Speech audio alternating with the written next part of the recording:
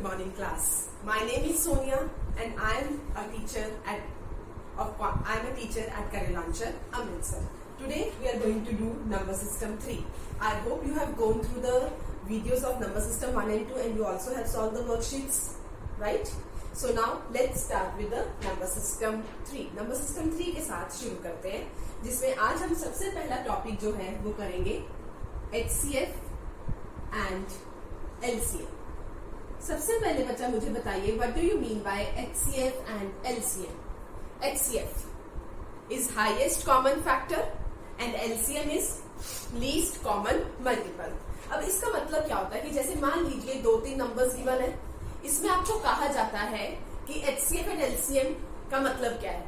HCF का मतलब होता है हाईएस्ट कॉमन फैक्टर, मतलब एक सबसे बड़ा नंबर जो हर किसी से डिविजिबल होता हो.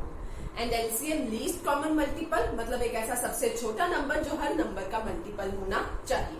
तो अब HCF LCM निकालने के लिए हमने अपने लोअर क्लासेस में मेथड किया होता है, वो फैक्टराइजेशन मेथड.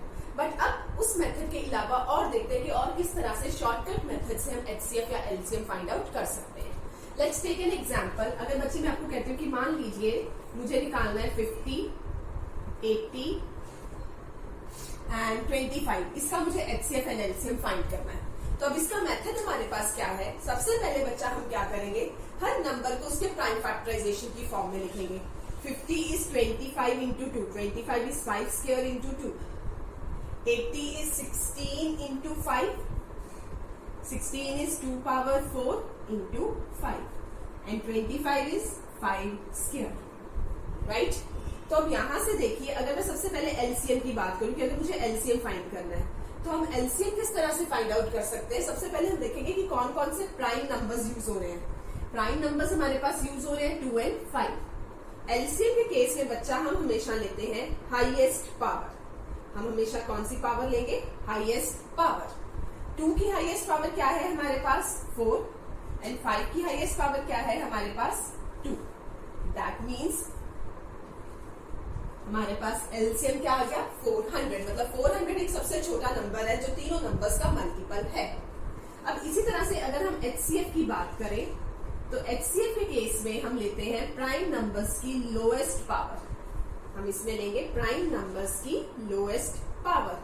2 की लोएस्ट पावर हमारे पास क्या है, देखिए 2 यहाँ पे है, 1 यहाँ पे 4 और यहाँ पे 2 है ही नहीं, तो 2 की लोएस्ट पावर क्या होगी हमारे पास, 0. इसी तरह से 5 की लोएस्ट पावर तीनों में है और सबसे लोएस्ट पावर क्या है, 1. तो हमारा HCF क्या आ गया, 5. आई होप ये मेथड क्लियर हुआ होगा सभी को, how to find out the HCF and LCM. Prime numbers की highest power is LCM, prime numbers की lowest power is HCF. Clear. Now in case मान लीजिए आपको फ्रैक्शंस गिवन है. Fractions means in terms of P by Q. P by Q की terms में आपको कोई टर्म या वैल्यू गिवन है. तो अब इस केस में हम क्या करेंगे, इस केस में हमारे पास HCF एंड LCM निकालने के लिए फॉर्मूला होता है. HCF के लिए क्या फॉर्मूला होता है, न्यूमिनेटर का HCF डिवाइडेड बाय डिनोमिनेटर का LCM. न्यूमिनेटर का HCF लेंगे, डिनोमिनेटर का LCM लेंगे, दोनों को डिवाइड कर देंगे तो आपके पास HCF आ जाएगा. और इन सेम केस अगर मुझे LCM फाइंड करना है तो LCM के लिए फॉर्मूला क्या हो जाएगा, न्यूमिनेटर का LCM डिवाइडेड बाय डिनोमिनेटर का HCF. ये हमारे पास फॉर्मूला बन जाएगा.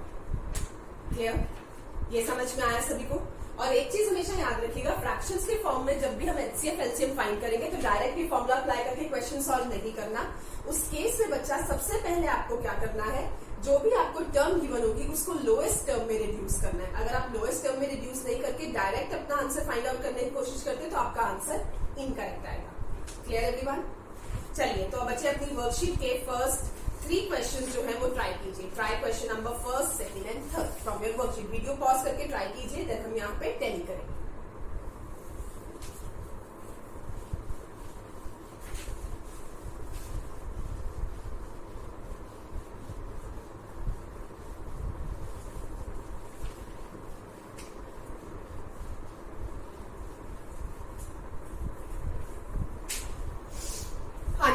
किए ट्राई.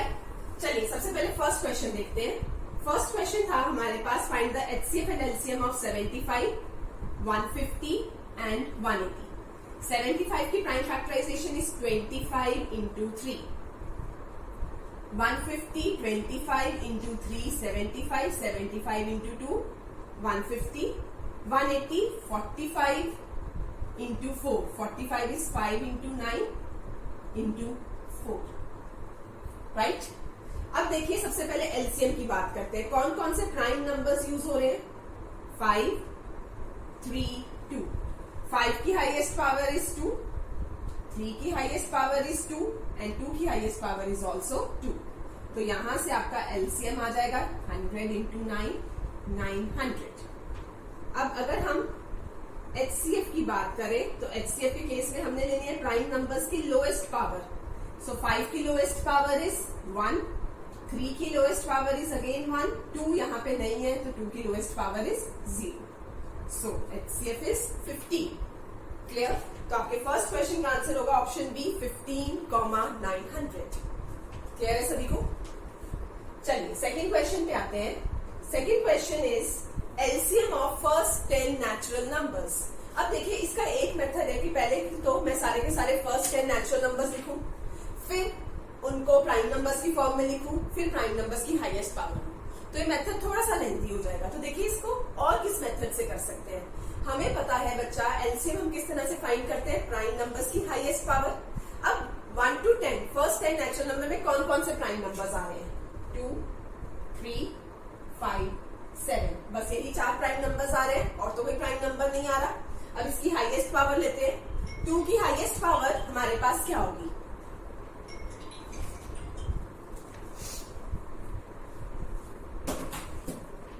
2 की हाईएस्ट पावर हमारे पास क्या होगी? 2 power 1 is 2, 2 square 4, 2 cube 8, 2 power 4 16. 16 नहीं हो सकता फर्स्ट 10 नेचुरल नंबर में, सो 2 क्यूब 8.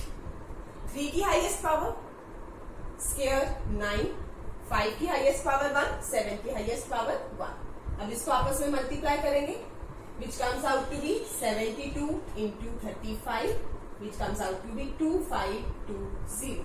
तो सेकेंड क्वेश्चन का आंसर क्या होगा? 2520. राइट? क्लियर?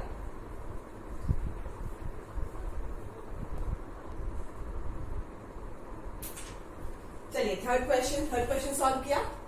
आया आंसर बचा थर्ड क्वेश्चन का?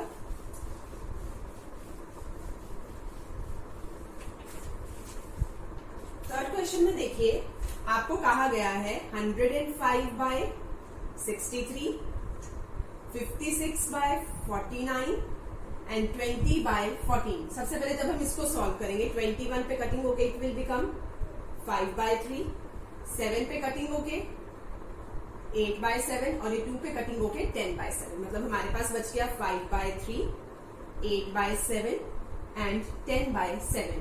8 can be written as 2 cube and 10 can be written as 2 into 5. बाकी सारे प्राइम नंबर्स की फॉर्म में ही है. तो सबसे पहले एलसीएम की बात करते हैं. एलसीएम क्या होता था? न्यूमिरेटर का एलसीएम डिवाइडेड बाय डिनोमिनेटर का एचसीएफ. न्यूमिरेटर में आ रहे हैं 2 and 5. 2 की हाईएस्ट पावर 3, 5 की highest power 1. HCF of denominator 3 and 7. 3 की लोएस्ट पावर 0, यहाँ पे 3 नहीं है. 7 की लोएस्ट पावर भी 0, यहाँ पे 7 नहीं है. तो एलसीएम क्या बन गया आपका? 40. नेक्स्ट अगर हम बात करें एचसीएफ की, तो एचसीएफ के केस में क्या होता है? न्यूमिनेटर का एचसीएफ डिवाइडेड बाय डिनोमिनेटर का एलसीएम. 2 and 5. 2 की लोएस्ट पावर 0, यहाँ पे 2 नहीं है. 5 की लोएस्ट पावर भी 0, यहाँ पे 5 नहीं है. डिनोमिनेटर का एलसीएम 3 की पावर 1, 7 की पावर 1. तो आपका एचसीएफ क्या आ जाएगा? 1 by 21. तो इस तरह से बच्चे आपका आंसर रहेगा option A 1 by 21 and 40. Clear? So HCF and LCM पता लग गया किस तरह से फाइंड करना है. अब बच्चे एक चीज देखिए, आपको कभी भी एग्जाम में ये नहीं आता कि डायरेक्ट पूछा जाए what is the HCF and LCM of this and this. ये सिर्फ आपको एचसीएफ एंड एलसीएम निकालने के मेथड के कारण ही करवाया गया था. राइट? अब बच्चे यहाँ से एक चीज देखिए, अब हमें एग्जाम में क्वेश्चन किस तरह के आते हैं कि आपको एक स्टेटमेंट क्वेश्चन गिवन होगा और उस स्टेटमेंट क्वेश्चन में आपको ये देखना होगा कि आपको एचसीएफ अप्लाई करना है या एलसीएम अप्लाई करना है. तो हम सबसे पहले देखते हैं कि हम एचसीएफ जो है वो किस तरह के क्वेश्चंस पे अप्लाई करेंगे. एचसीएफ होता है highest common factor. Factor means division. तो बच्चे एक चीज देखिए, एचसीएफ हम किस तरह के क्वेश्चंस में अप्लाई करते हैं? जब भी मुझे किसी भी चीज को इक्वल पार्ट्स में डिवाइड करना हो तो उस केस में हम एचसीएफ अप्लाई करते हैं. और HCF अप्लाई करते टाइम हमें दो चीजों का ध्यान रखना होता है हमेशा। पहली चीज, जो कंडीशन फुलफिल होनी चाहिए तभी हम HCF अप्लाई कर सकते हैं। पहली चीज हमेशा जो है वो इक्वल पार्ट्स में डिवीजन होनी चाहिए। दूसरी चीज जो है मिक्सिंग अलोन नहीं होनी चाहिए। फॉर एग्जाम्पल, इसको एक एग्जाम्पल के थ्रू देखते हैं। जैसे अपना क्वेश्चन नंबर 4 देखिए, there are 35 girls and 25 boys in a class. Girls हैं 35, बॉयज हैं 25, which is to be divided in equal sections of either boys or girls alone। अब देखिए आ गया, which is to be divided in equal sections, मतलब sections में number of students equal होनी चाहिए। पहली कंडीशन फुलफिल हो गई। और आगे कहा गया है either boys or girls alone, इसका मतलब है मिक्सिंग अलाउ नहीं होनी चाहिए। अगर एक सेक्शन में गर्ल्स है तो उसमें गर्ल्स ही रहेंगी, अगर एक सेक्शन में बॉयज है तो उसमें बॉयज ही रहेंगे। दोनों कंडीशंस फुलफिल हो गई, तो इस केस में हम क्या अप्लाई करेंगे? HCF। So 35 and 25, 35 is 7 into 5, 25 is 5 square। तो HCF जब लेंगे 5 की लोएस्ट पावर 1, 7 की लोएस्ट पावर 0। HCF क्या आ गया आपके पास? 5, राइट? HCF आ गया हमारे पास 5। अब HCF 5 आया तो मुझे बताइए क्या मेरे क्वेश्चन का आंसर 5 होना चाहिए कि हमारे पास जो 5 सेक्शंस बनेंगे? नहीं, ये 5 क्या रिप्रेजेंट कर रहा है? N, number of students in each section, कि हर सेक्शन में कितने स्टूडेंट्स जाएंगे? 5 स्टूडेंट्स जाएंगे। अब देखिए अगर हर सेक्शन में 5 स्टूडेंट्स जाएंगे तो गर्ल्स के कितने सेक्शंस बनेंगे? 35 गर्ल्स है, हर सेक्शन में 5 गर्ल्स, तो गर्ल्स के कितने सेक्शन बनेंगे? डिवाइड कर देंगे, 35 डिवाइडेड बाय 5, 7। बॉयज के कितने सेक्शंस बनेंगे? 25 बॉयज और हर सेक्शन में 5 स्टूडेंट्स, 25 डिवाइडेड बाय 5, 5। तो टोटल नंबर ऑफ सेक्शंस हमारे पास कितने आ गए? 12 सेक्शंस। तो हमारे इस क्वेश्चन का आंसर क्या हो जाएगा? Option B 12। समझ में आया कैसे करने हैं HCF के क्वेश्चंस? Everyone good. चलिए फिर बच्चा इसी के जैसा 5th and 6th क्वेश्चन है वो ट्राई कीजिए जल्दी से। किया ट्राई? चलिए आंसर देखते हैं इसके। 5th क्वेश्चन बहुत इजी था, बिल्कुल जैसा मैंने आपको अभी करवाया था। 5th क्वेश्चन में कहा गया है an orchard has 48 apple trees, 60 banana trees and 96 mango trees. Calculate the minimum number of rows that can be formed which contain same number of trees and same type of trees. Same number of trees, division in equal parts. Same type of trees, no mixing allowed, right? तो इस case में हम क्या apply करेंगे? HCF। किसका HCF लेना है? 48, 60, 96। 48 is 12 into 4, 60 12 into 5, 96, 48 into 2 is 96, right? अब देखिए HCF, 2 की लोएस्ट पावर 2, 5 की लोएस्ट पावर 0, 3 की लोएस्ट पावर 1, तो HCF क्या आ गया? 12। तो हमारा HCF आया है 12। अब देखेंगे कितनी रोज बनती है। 48 एप्पल ट्रीज की कितनी रोज बनेगी? 48 डिवाइडेड बाय 12, 4। 60 की 5, 96 की 8, तो हमारा आंसर क्या हो जाएगा यहाँ से? 17 रोज। क्लियर? समझ में आया बच्चे यहाँ तक? एवरीवन? चलिए 6th क्वेश्चन भी बिल्कुल इसके जैसा था, बट डिफरेंस क्या था? 6th में एक तो मिनिमम के साथ साथ मैक्सिमम भी पूछा हुआ है और जो आपको गिवन है वो डेसिमल में गिवन है, बट कोई बात नहीं, ये भी इजीली सॉल्व हो गया होगा। 6th क्वेश्चन में देखिए क्या कहा गया है, that Nisha has 3 cakes that weigh 4 pound, 5.6 pound and 7.2 pound. She wants to cut these cakes into pieces of equal weight such that each piece is served to one guest. Calculate the minimum and maximum number of guests that can be served. मतलब अब इसमें minimum guest निकालने के लिए तो सबसे पहले HCF ही लेंगे। देखिए वो कैसे? 4, 5.6 is 56 by 10, 7.2 is 72 by 10। अब इसका एक मेथड है कि इसको लोएस्ट टर्म में रिड्यूस करके HCF वाला फॉर्मूला लगा के क्वेश्चन सॉल्व कर लो, उससे भी आंसर आ जाएगा। पर दूसरा और सिंपल मेथड क्या है? देखिए डिनोमिनेटर में 10 है, थ्रू आउट इक्वेशन को 10 से मल्टीप्लाई कर दो तो फ्रैक्शंस खत्म ही हो जाएंगी और डायरेक्ट आंसर आ जाएगा 40, 56 एंड 72। तो ये क्या बन जाएगा? 5 into 8, 7 into 8, 9 into 8। क्लियर? तो यहां से जब HCF निकालेंगे 2 की लोएस्ट पावर 3, 5 की पावर भी 0 है, 7 की पावर भी 0 आएगी, 3 की पावर भी 0 आएगी, तो HCF रहेगा 8, राइट? अगर HCF 8 रहा तो पहले केक के कितने पीसेस होंगे? 40 डिवाइडेड बाय 8, 5, सेकेंड के 7, थर्ड के 9। यहाँ तक क्लियर है? तो कितने टोटल गेस्ट पीसीज हो गए? 21 पीसीज हो गए। और 21 पीसीज हो गए तो कितने गेस्ट सर्व होंगे? 21 गेस्ट सर्व होंगे। मतलब ये आगे मिनिमम कितने गेस्ट सर्व हो सकते हैं? 21। अब हम मैक्सिमम की बात करते हैं कि मैक्सिमम कितने गेस्ट सर्व हो सकते हैं। इसको कैसे फाइंड करेंगे? अब एक चीज देखिए बच्चा, मैक्सिमम गेस्ट सर्व करने हैं तो उसके लिए केक का पीस क्या होना चाहिए? छोटा। ऑब्वियसली केक का पीस छोटा होना चाहिए। जितना केक का पीस छोटा होगा उतने ज्यादा गेस्ट सर्व होंगे, राइट? तो केक का पीस में कितना छोटा कर सकती हूँ? क्या इसमें कोई रिस्ट्रिक्शन लग सकती है? नहीं लग सकती। जितना मर्जी केक का पीस छोटा कर दो, फर्क ही नहीं पड़ता, राइट? तो दैट मीन्स बच्चा इस केस में हमारे पास जो मैक्सिमम नंबर ऑफ गेस्ट सर्व हो सकते हैं वो कितने हैं? इनफाइनाइट। हम जितने मर्जी गेस्ट को सर्व कर सकते हैं। क्लियर? समझ में आया यहां तक? सो फर्स्ट 6 क्वेश्चंस, किसी को कोई डाउट? यहां से एचसीएफ का कॉन्सेप्ट क्लियर हो गया। चलिए अब नेक्स्ट कॉन्सेप्ट पे चलते हैं, दैट इज एलसीएम। अब एलसीएम बच्चा लीस्ट कॉमन मल्टीपल। अब ये किस तरह के क्वेश्चंस में जो है वो अप्लाई होगा, वो चीज देखिए आप। एलसीएम जो है वो हमारे पास किस तरह के क्वेश्चंस में अप्लाई हो सकता है? जैसे अगर मैं कहती हूँ कि मान लीजिए मैंने सुबह उठने के लिए 3 अलार्म क्लॉक सेट किए। पहला अलार्म क्लॉक हर 2 मिनट के बाद रिंग करता है, दूसरा अलार्म क्लॉक हर 3 मिनट के बाद रिंग करता है, और थर्ड अलार्म क्लॉक हर 5 मिनट्स के बाद रिंग करता है। तो मुझे फाइंड करना है कि ये तीनों अलार्म क्लॉक एक साथ कितनी देर बाद रिंग करेंगे। मतलब मुझे इन तीनों का कॉमन मल्टीपल फाइंड करना है। तो इस तरह के क्वेश्चंस में हम हमेशा क्या अप्लाई करेंगे? एलसीएम। क्लियर? समझ में आया? जब भी किसी चीज का कॉमन मल्टीपल फाइंड करना है, एलसीएम अप्लाई करना है। तो बच्चे वर्कशीट क्या है? 7th and 8th question try कीजिए। Try.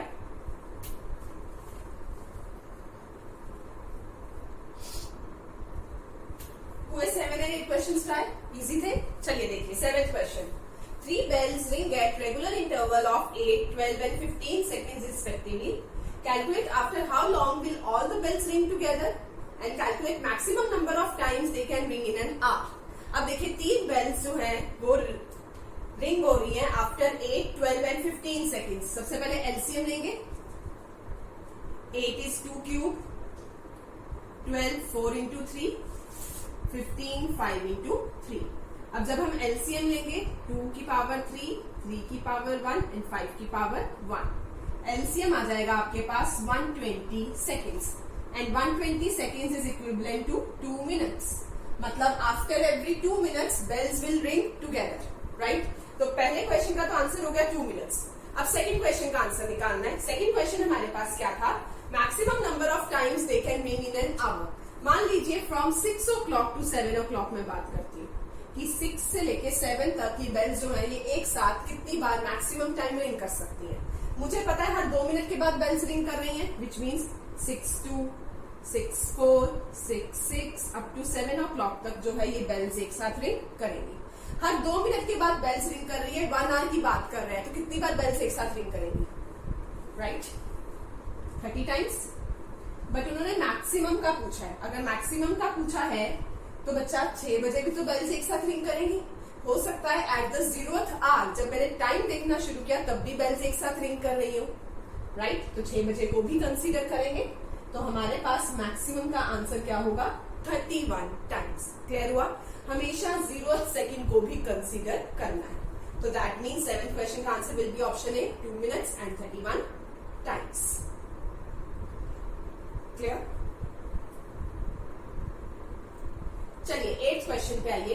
4 alarm clock ring at regular interval of 6 minutes, 4 minutes, 3 minutes and 2 minutes respectively. If for the first time all the clock ring together at 6:30 AM, then at what time will they ring together for the 5th time? अब देखिए सबसे पहले इनका LCM लेंगे। 2 into 3, 2 square, 3 2, 2 and 3 की highest power, 2 की highest power 2, 3 की highest power 1, तो एलसीएम आ गया 12 मिनट्स। मतलब after every 12 minutes bells will ring together. First time bells एक साथ कितने बजे रिंग कर रही हैं? 6:30 बजे। और मुझे फाइंड करना है 5th टाइम पे बेल्स एक साथ कितने बजे रिंग करेंगी। अब देखिए फर्स्ट टाइम पे बेल्स रिंग कर चुकी है, फिफ्थ टाइम पे हमें फाइंड करना है कि बेल्स एक साथ कब रिंग करेंगी। तो कितनी बार आगे जाना है? 4 टाइम्स आगे जाना है। फर्स्ट टाइम तो रिंग कर चुकी है, अब अगर 4 टाइम्स आगे जाना है, हर बार 12 मिनट के बाद बेल्स रिंग कर रही है, तो मतलब कितने मिनट्स आगे जाना है? 48 मिनट्स आगे जाना है। तो डायरेक्ट इसमें 48 मिनट्स ऐड कर दें। जब इसमें 48 मिनट्स ऐड करेंगे तो हमारे क्वेश्चन का आंसर क्या बन जाएगा? 7:18। तो बच्चा हमारे 8th क्वेश्चन का आंसर क्या है? 7:18। क्लियर? समझ आया यहां तक? कोई डाउट? चलिए आगे नेक्स्ट कॉन्सेप्ट करते हैं। अब नेक्स्ट क्वेश्चंस को करने के लिए उसको एक कॉन्सेप्ट के थ्रू समझते हैं बच्चा।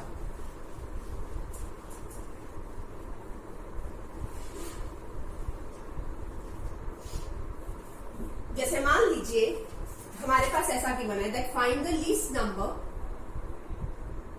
Which is exactly divisible bye 8 and 5। मुझे एक ऐसा सबसे छोटा नंबर निकालना है जो 8 and 5 दोनों से डिविजिबल है। क्या करेंगे इस केस में? हम एलसीएम ले लेंगे। 8 and 5 का एलसीएम क्या होता है? 40। अब देखिए इसको करेक्ट फॉर्म में लिखने का मेथड क्या है? जो भी इनका एलसीएम आया multiplied by n plus remainder. ये हमारे पास एक करेक्ट मेथड होता है इस तरह के क्वेश्चंस को लिखने का। अब इस केस में हमारा रिमाइंडर क्या है? नंबर एग्जैक्ट डिविजिबल है तो रिमाइंडर 0 होगा। रिमाइंडर 0 है तो that means 40 of n plus 0 which comes out to be 40n। अब ये n यहाँ पे क्या रिप्रेजेंट कर रहा है? n यहाँ पे रिप्रेजेंट कर रहा है नंबर ऑफ मल्टीपल्स। मतलब n जो है वो इस केस में बच्चा बिलोंग करता है नेचुरल नंबर को। n belongs to natural number. अगर लीस्ट नंबर कहा गया है तो मतलब n की वैल्यू 1। अगर यहाँ पे थर्ड लीस्ट नंबर कहा जाता तो n की वैल्यू 3। अगर थर्ड लीस्ट नंबर कहा गया n की वैल्यू 3 पुट कर देंगे। 40 into 3 120 will be the answer. Sixth least number कहा जाएगा तो n की वैल्यू 6 पुट करके आंसर आ जाएगा। क्लियर? तो एक चीज हमेशा याद रखिए, जब भी रिमाइंडर 0 है उस केस में n हमेशा किसको बिलोंग करता है? Natural number. अब इसी के साथ एक कॉन्सेप्ट और करते हैं। मान लीजिए क्वेश्चन में कुछ ऐसा गिवन है that find the least number which when divided bye 8 and 5 gives 3 as a remainder। अब इस केस में देखिए 8 and 5 एलसीएम 40, n का n, अब रिमाइंडर क्या है? 3। राइट? अब एक चीज बच्चा हमेशा याद रखिएगा, जब भी आपका रिमाइंडर 0 के अलावा कुछ और है तो उस केस में n कभी भी नेचुरल नंबर को बिलोंग नहीं करता। उस केस में n हमेशा बिलोंग करता है होल नंबर को, and whole number starts from 0। Right? तो लीस्ट नंबर कहा गया तो n बिकम 0 और उस केस में आंसर क्या होगा? 40 into 0 plus 3 3। बट अगर कहा गया थर्ड लीस्ट नंबर तो थर्ड होल नंबर क्या होगा? Whole number starts from 0 0 1 2। तो n की वैल्यू क्या पुट करेंगे? 2। 40 into 2 80 80 plus 3 83। तो हमेशा याद रखिए जब भी रिमाइंडर 0 है तो वही सेम वैल्यू पुट करके n की वैल्यू आ जाएगी। जब भी रिमाइंडर 0 के अलावा कुछ भी है तो इससे एक वैल्यू कम सब्स्टिट्यूट करें। क्लियर है ये कॉन्सेप्ट? नोट कर लीजिएगा। और इसी के साथ 9th and 10th क्वेश्चन अपनी वर्कशीट का ट्राई कीजिए। Try question number 9th and 10th।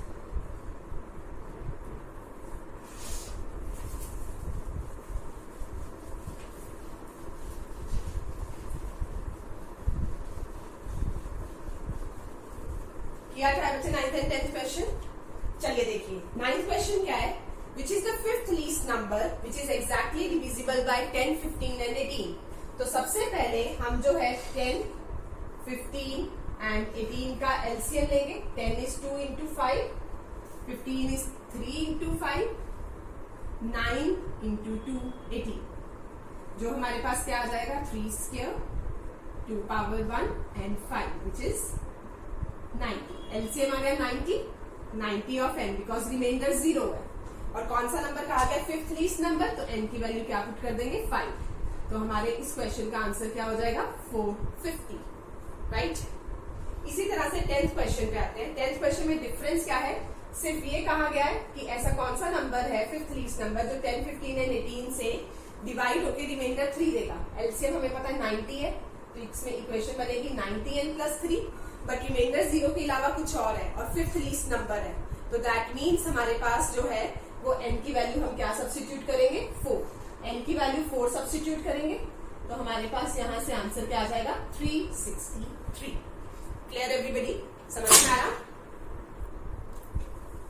चलिए बच्चा फिर अब नेक्स्ट कॉन्सेप्ट पे चलते हैं। पढ़िए जरा 11th क्वेश्चन, कुछ समझ में आ रहा है कैसे सॉल्व करना है? 11th क्वेश्चन में देखिए आपको कहा गया है find the least number which when divided by 24, 32 and 36 leaves a remainder of 19, 27 and 31 respectively।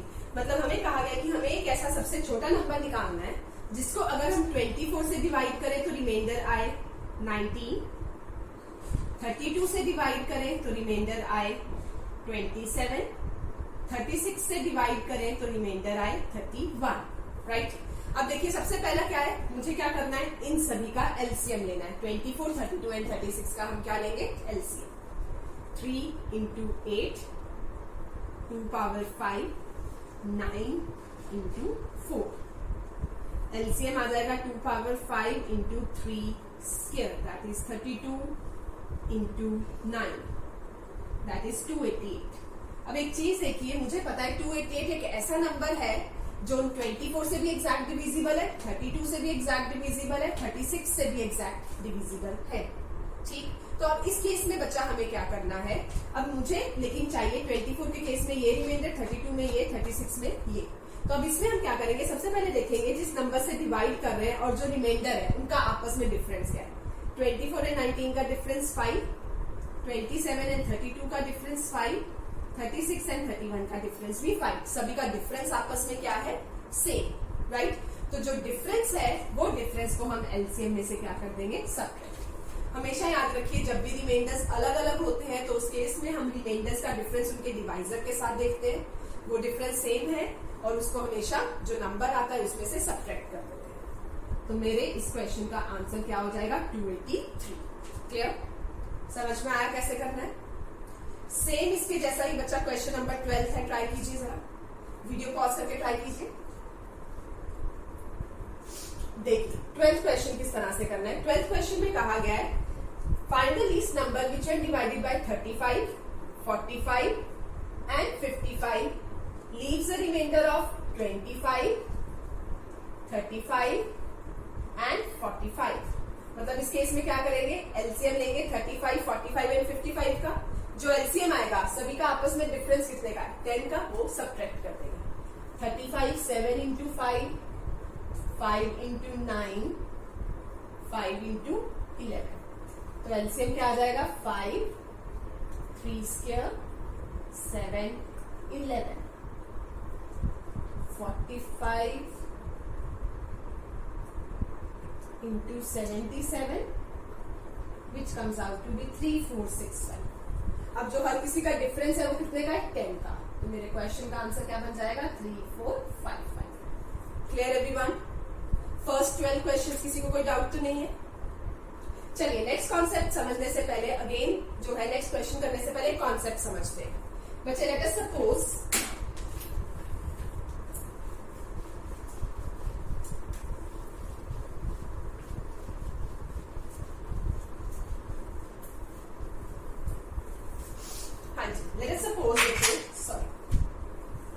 अगर मैं कहती हूँ कि मुझे कुछ ऐसा कहा गया है कि 2483 कोई नंबर है, इस नंबर के क्लोजेस्ट मुझे ऐसा नंबर फाइंड करना है जो 8 के साथ एग्जैक्ट डिविजिबल है।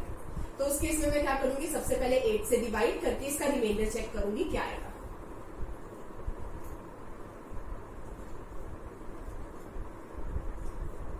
रिमाइंडर हमारे पास क्या आया 3। अब इसके आगे फर्दर 2 स्टेप होते हैं। पहला स्टेप क्या होता है कि जो भी नंबर गिवन है उसमें से आप रिमाइंडर माइनस कर दो, तो जो नंबर आएगा वो एग्जैक्ट डिविजिबल होगा। दूसरा मेथड क्या है, अगर मुझे इससे बड़ा नंबर फाइंड करना है तो इसमें हम कुछ ऐड करेंगे, और ऐड क्या करते हैं, डिवाइजर एंड रिमाइंडर का आपस में डिफरेंस 8 - 3 5। तो ये जो दोनों नंबर आए हैं ये दोनों नंबर ही बच्चा हमारे पास क्या है, 8 से एग्जैक्ट डिविजिबल है। अब आगे क्वेश्चन पे डिपेंड करता है कि आपसे क्या पूछा गया। क्लोजेस्ट पूछा गया तो 2483 के क्लोजेस्ट ही है, बड़ा पूछा गया तो ये आंसर हो जाएगा। तो मेथड क्या है बेसिकली हमारे पास, या तो नंबर में से रिमाइंडर माइनस कर दो या नंबर में अगर कुछ ऐड करना है तो ऐड क्या होगा, डिवाइजर माइनस रिमाइंडर का को ऐड कर दो। क्लियर। अब मान लीजिए ऐसा क्वेश्चन आता है कि कुछ ऐसा पूछा जाए कि 2483 कि क्लोजेस्ट ऐसा नंबर फाइंड करो जो 8 एंड 5 के साथ एग्जैक्ट डिविजिबल है। तो क्या मैं दोनों से अलग अलग डिवाइड करूंगी? नहीं। उस केस में हम क्या करेंगे, 8 एंड 5 का एलसीएम लेंगे, जो एलसीएम आएगा उससे डिवाइड करके सेम प्रोसेस। राइट, समझ में आई ये चीज? कॉन्सेप्ट क्लियर है? चलिए बच्चा, फिर इसके बेसिस पे 13 से लेके 16 तक क्वेश्चन ट्राई कीजिए। 13 to 16 वीडियो को पॉज कर दीजिएगा। किए ट्राई? चलिए डिस्कस करते हैं। 13th क्वेश्चन में क्या कहा गया, which natural number nearest to 5000 is exactly divisible by 10, 15 and 18। Very easy question. 10, 15 and 18 का एलसीएम अभी हमने पीछे भी निकाला था। 10, 15 एंड 18 का एलसीएम क्या आएगा? 90। तो हम क्या करेंगे, 5000 को 90 से डिवाइड करेंगे। जब हमने 5000 को 90 से डिवाइड किया तो बच्चे हमारे पास इस केस में रिमाइंडर क्या आ जाएगा, 50। अब अगर रिमाइंडर 50 आ गया तो इस केस में हम क्या करेंगे, एक मेथड है या तो 5000 में से 50 सब्ट्रैक्ट होगा, दूसरा मेथड है या तो 5000 में ऐड होगा, और ऐड क्या होगा, 90 माइनस 50, 40। अब क्वेश्चन में पूछा गया number closest to, nearest to 5000, तो नियरेस्ट कौन सा होगा, 50 के डिफरेंस वाला या 40 के डिफरेंस वाला? 40 के डिफरेंस वाला। तो इस क्वेश्चन में हमारा आंसर क्या हो जाएगा, 5040, that is option D. Right, 13th question clear हो गया। चलिए 14th क्वेश्चन पे आइए। Smallest number that must be added to 10,000 to make it divisible by 24, 30 and 40। अब बच्चा आई होप एलसीएम तो आप सब खुद निकाल लेंगे। 24, 30 and 40 का LCM 3 into 8, 30 3 into 2 into 5 and 40 5 into 8। तो हमारे पास एलसीएम क्या आ जाएगा, 5, 2 cube and 3। 40 into 3, 120 हमारे पास एलसीएम आ गया। तो हम 10,000 को किससे डिवाइड करेंगे, 120 के साथ।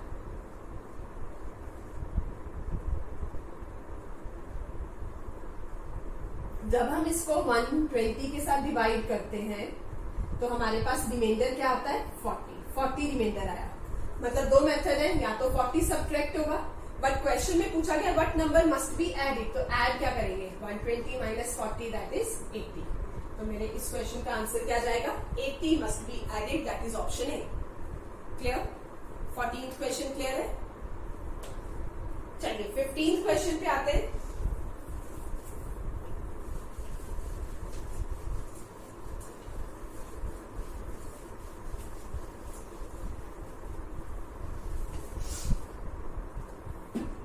क्वेश्चन देखिए क्या कहा गया, which is the least 4-digit natural number which when divided by 18 and 24 leaves a remainder of 5। अब 18 and 24 का एलसीएम लेंगे सबसे पहले इस केस में। 18 and 24 का LCM 9 into 2 is 18, 3 into 8 is 24, so 9 into 8 72 आ गया एलसीएम। अब मुझे कहा गया है लीस्ट 4 डिजिट नंबर। अब मुझे बताइए वैसे in general least 4 digit number क्या होता है, 1000। तो इस केस में 72 को किससे डिवाइड करेंगे, 1000 से। हाईएस्ट 4 डिजिट नंबर का होता है तो किससे डिवाइड करते हैं, 9999 से। तो 1000 को डिवाइड करेंगे हम 72 के साथ।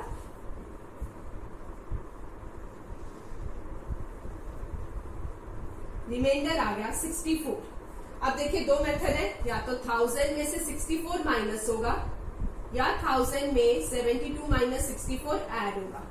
अब एक चीज देखिए, अगर मैं 1000 में से 64 माइनस करती हूँ तो बच्चा एक चीज देखिए, जब मैंने 1000 में से 64 माइनस किए तो जो नंबर आया वो 3 डिजिट आएगा, बट क्वेश्चन में मुझे आंसर चाहिए 4 डिजिट। तो सब्ट्रैक्शन नहीं हो सकती, क्या होगी, एडिशन। 1000 में 8 ऐड करूंगी, it comes out to be 1008। But एक चीज देखिए, ये नंबर एग्जैक्ट डिविजिबल आएगा। मुझे कितना रिमाइंडर चाहिए, 5 रिमाइंडर चाहिए, तो 5 भी ऐड हो जाएगा, which comes out to be 1013।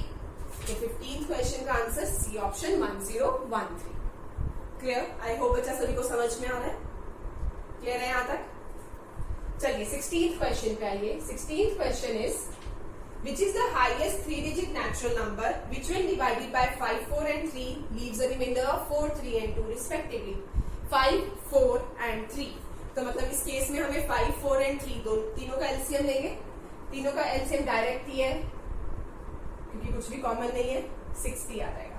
अब 60 को किससे डिवाइड करेंगे? हाईएस्ट 3-digit नंबर 999 से डिवाइड करेंगे. 999 को बच्चे जब हम 60 से डिवाइड करते हैं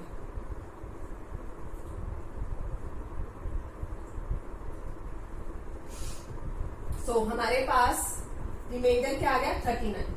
अब एक मेथड है, या तो 999 में से 39 माइनस होगा या 999 में 60 माइनस 39 41 ऐड होगा. ऐड हो सकता है?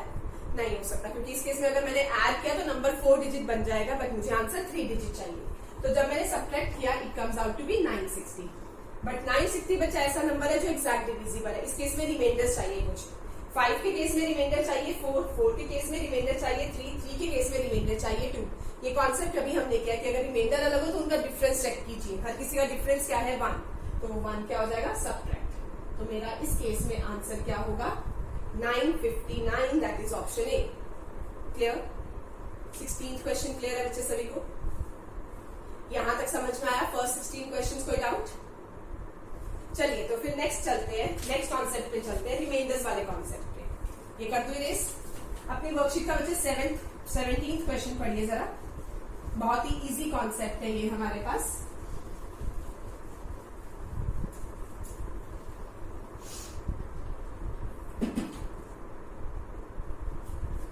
सेवनटीन्थ क्वेश्चन में देखिए क्या कहा गया है.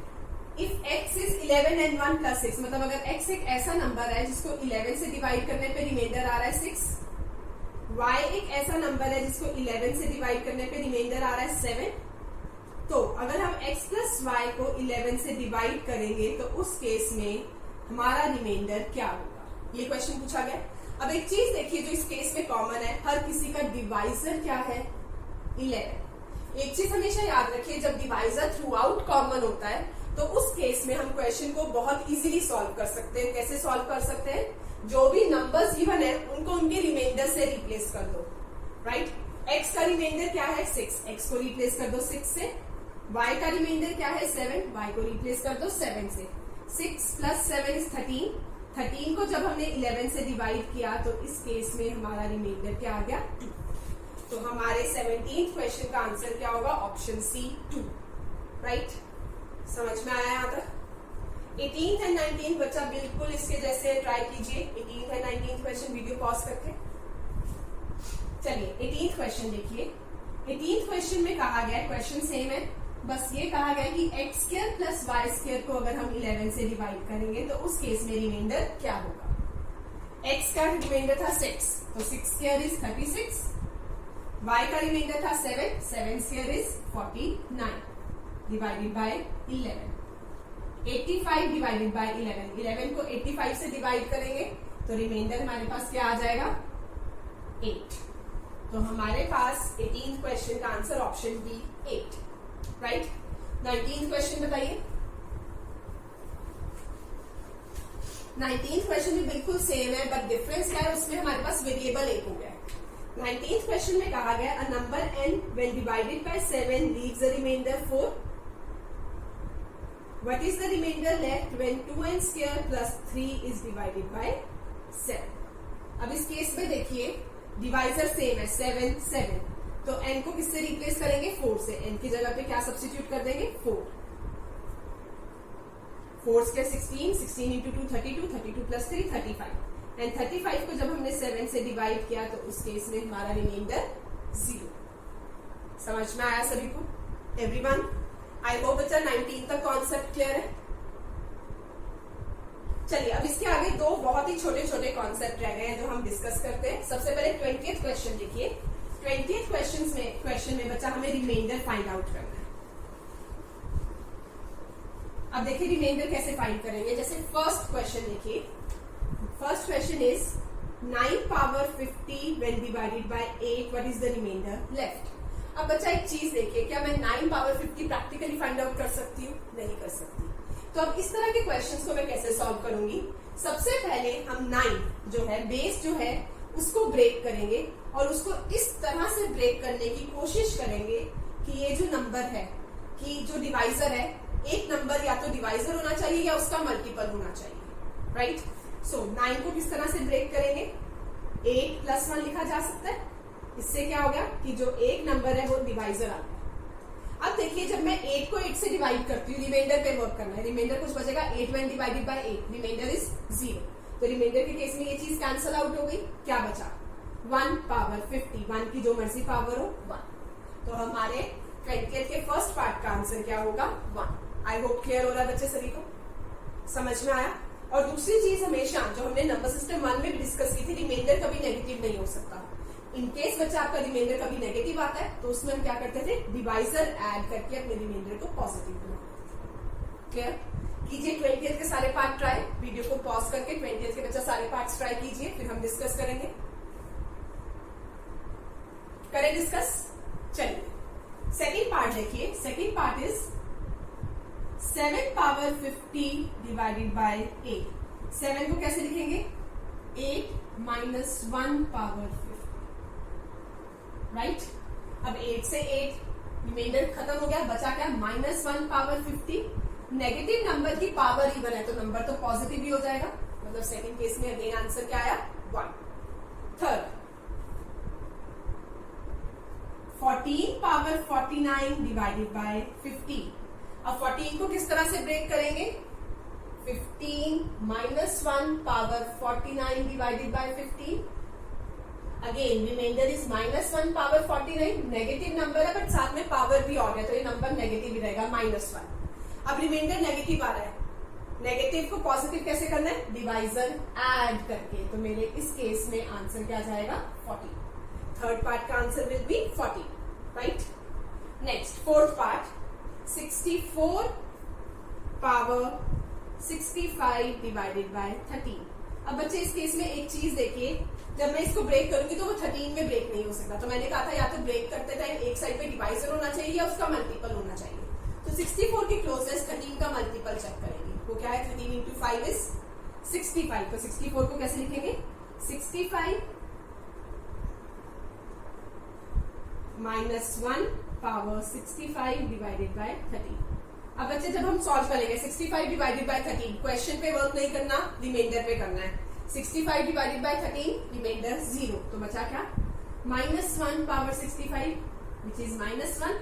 अब रिमाइंडर नेगेटिव आया है तो डिवाइजर ऐड करेंगे +13, सो आंसर इज 12।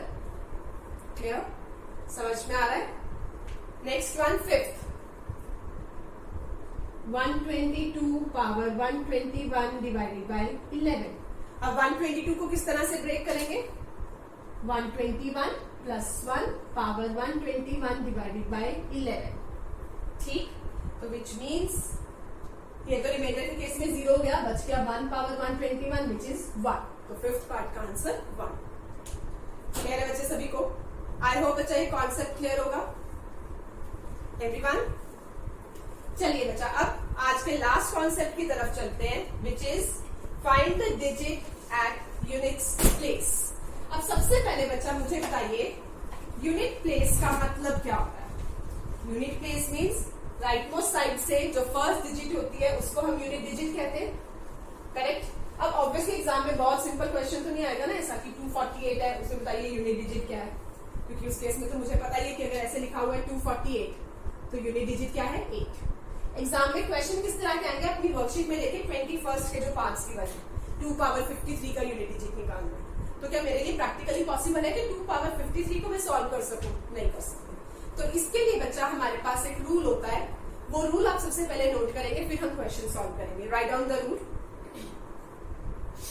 रूल हमारे पास क्या है, लिखिए, divide the power with 4, divide the power with 4 and replace it with the remainder left,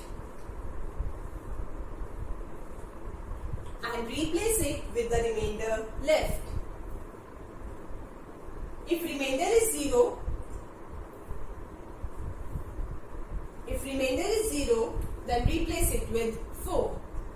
If remainder is 0, then replace it with 4. चलिए इसको एक एग्जाम्पल के थ्रू करते हैं तो आपको ज्यादा समझ में आएगा।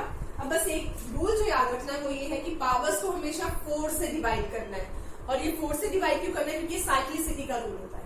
ठीक, देखिए सबसे पहले फर्स्ट क्वेश्चन जो है वो बहुत ही इजी है। 2 पावर 53, 53 को बच्चा जब मैं 4 से डिवाइड करूंगी तो हमारा रिमाइंडर क्या आएगा, 53 when divided by 4 remainder is 1। तो ये तो इजीली सॉल्व हो गया। 2 पावर 1 इज 2, तो यूनिट डिजिट क्या होगा 2। That is the simplest question. थोड़ा सा डिफिकल्ट क्वेश्चन सेकेंड, 63 पावर 35। अब 35 को जब हम 4 से डिवाइड करेंगे हमारे पास रिमाइंडर क्या आ जाएगा 3। तो ये क्या बन गया 63 पावर 3।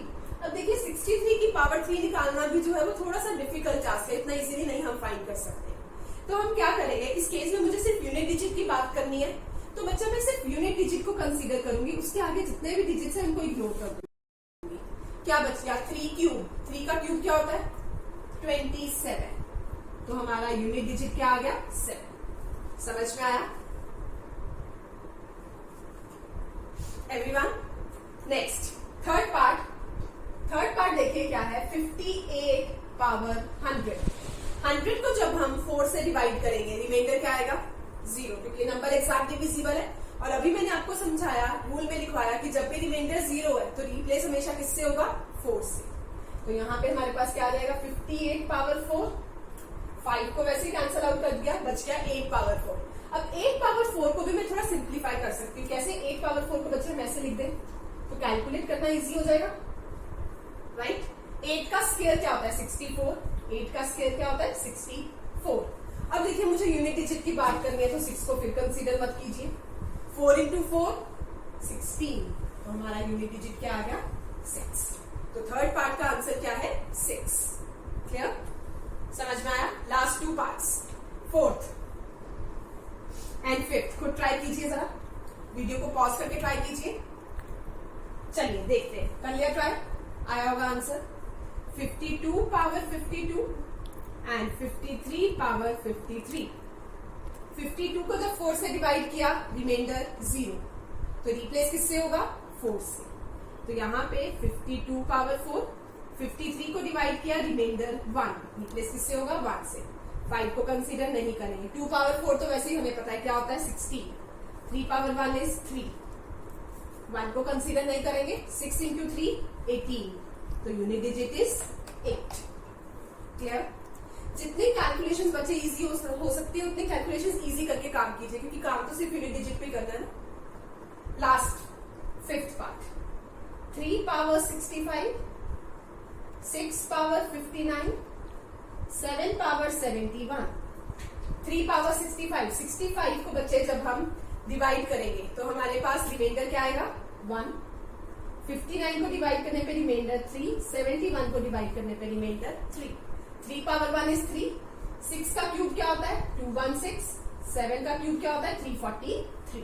अब देखिए इसमें 21 कंसीडर नहीं होगा, इसमें 34 कंसीडर नहीं होगा। 6 इंटू 3 18, 18 का 1 कंसीडर नहीं करेंगे। 8 इंटू 3 24, तो हमारे पास यूनिट डिजिट क्या आ गया 4। क्लियर, समझ में आया बच्चे सभी को? तो यहाँ पे बच्चा आपका नंबर सिस्टम का जो टॉपिक है वो खत्म होता है। I hope number system 1, 2 and 3 सभी को क्लियर होंगे। कुछ भी डाउट है बच्चा जरूर पूछिए। Thank you so much.